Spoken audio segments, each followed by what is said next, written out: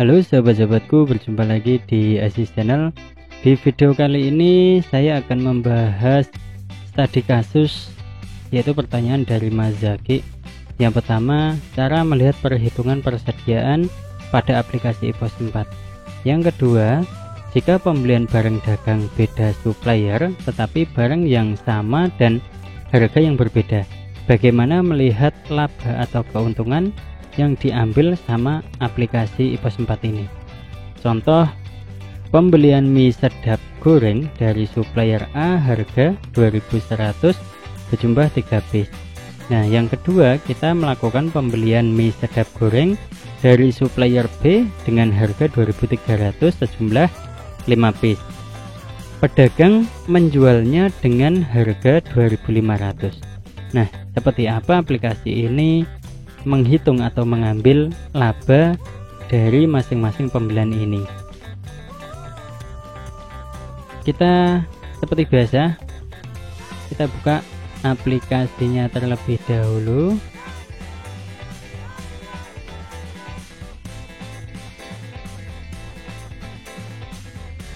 Oke, kita masukkan login seperti biasa, cari database. Kita masukkan database kita dengan user yang masih sama. Saya masih menggunakan admin dan admin untuk defaultnya.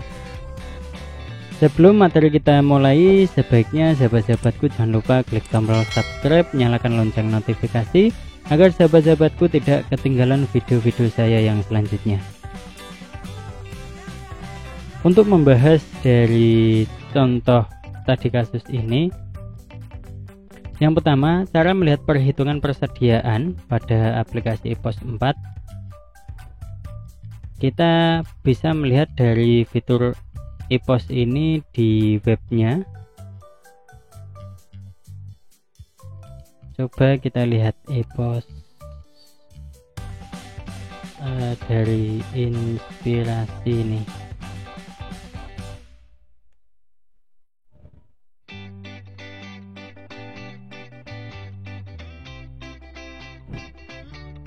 Nah, ini dari inspirasi bis. Kalian bisa mendapatkan info-info dari aplikasi tersebut, yaitu dari sini di web resminya, yaitu inspirasi bis. Yang saya lihat dari aplikasi ini, keterangan yang sebelumnya itu dia menggunakan sistem perhitungan persediaan, yaitu FIFO, first in first out. Jadi contoh seperti ini.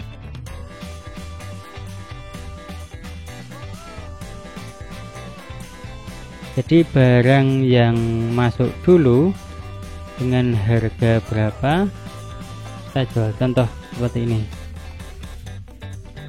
dari supplier A. Supplier A, kita melakukan pembelian mie sedap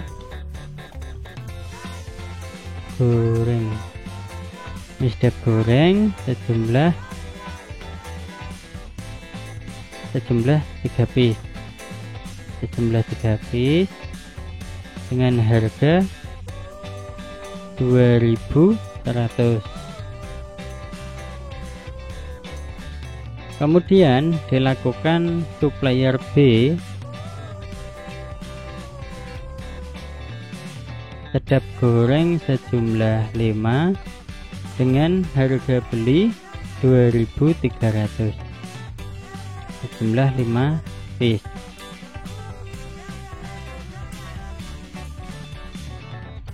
Harga pokok pembelian, sekarang kita buat harga jual. Harga jualnya di sini menggunakan 2500. Kita jual dengan harga 2500. Di sini juga 2500. Berarti labanya itu sama dengan ini, kita kurangi dan ini sama. Nah, ini pengambilan margin up persentase seperti ini, terus total up. Di sini total up-nya berarti kita jualnya. Nah, contoh kita seperti ini. Nanti kita akan menjualnya yang di sini, nanti akan kita praktekkan satu-satu. Dia menggunakan harga jual atau up-nya yang digunakan yang mana. Jadi kalau memang ini kita jual semua, kita itu seharusnya labanya seperti ini.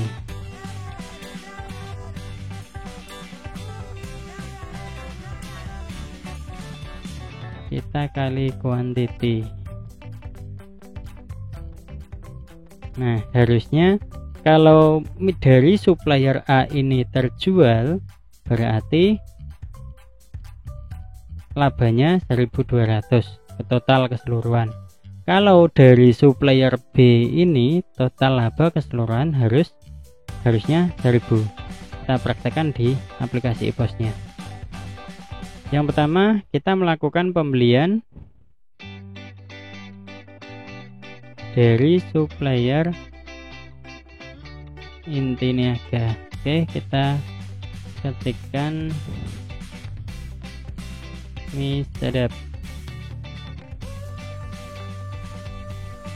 Nah, ini kita pilih sedap goreng. Nah, ini aja. Oke, kita beli berapa? Kita melakukan dari supplier A ini harga 2100 sejumlah 3 piece. Sejumlah 3 piece.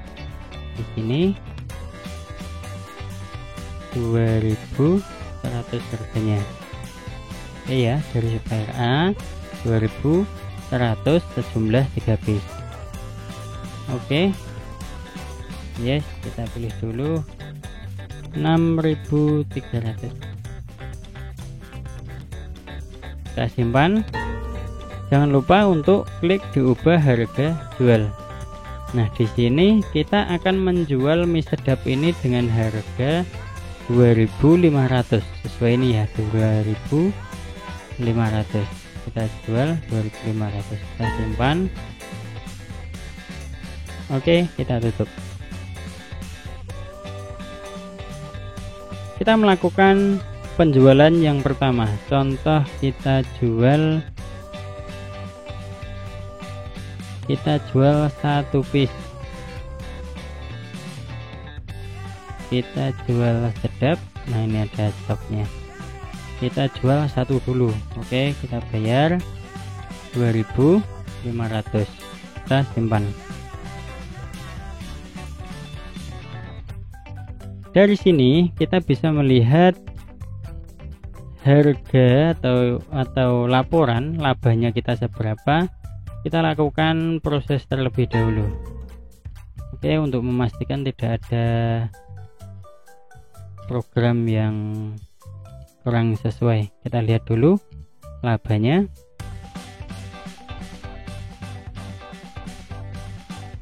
Kita cetak.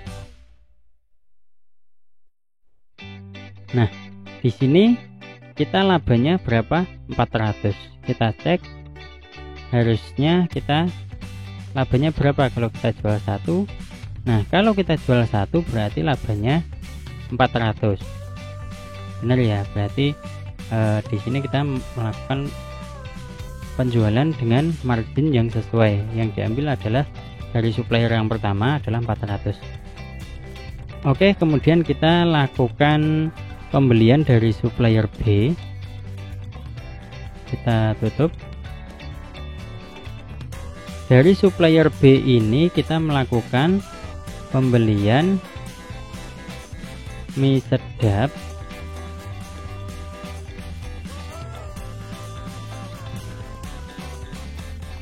kita ketikkan sedap.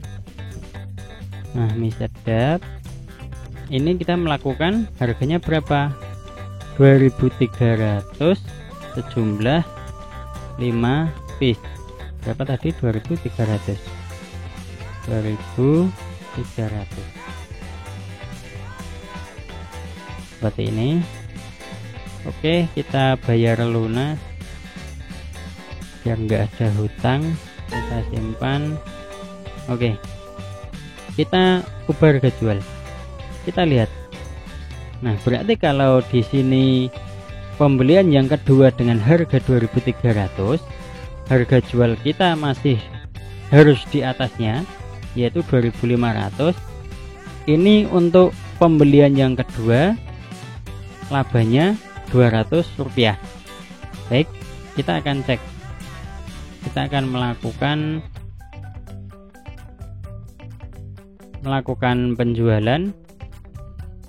penjualan harga ini, penjualan kita tambah. Kemudian kita akan melakukan penjualan mie sedap.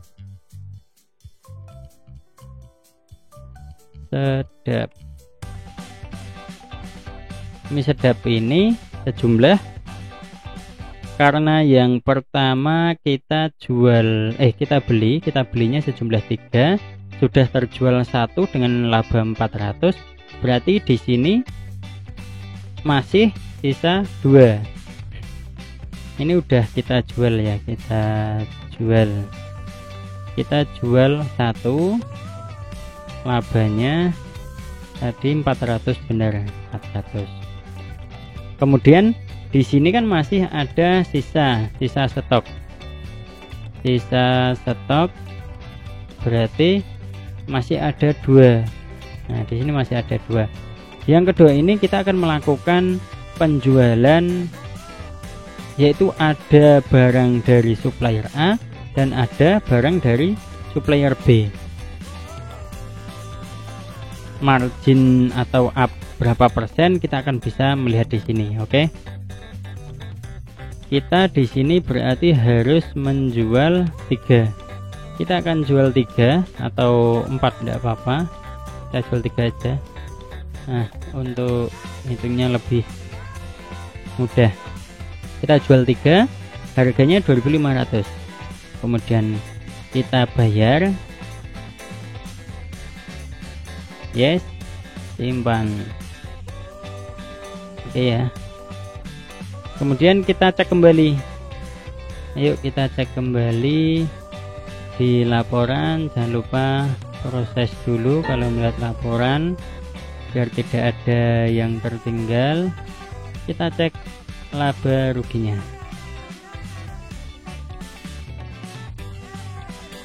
Nah, menentukan hasil berapa?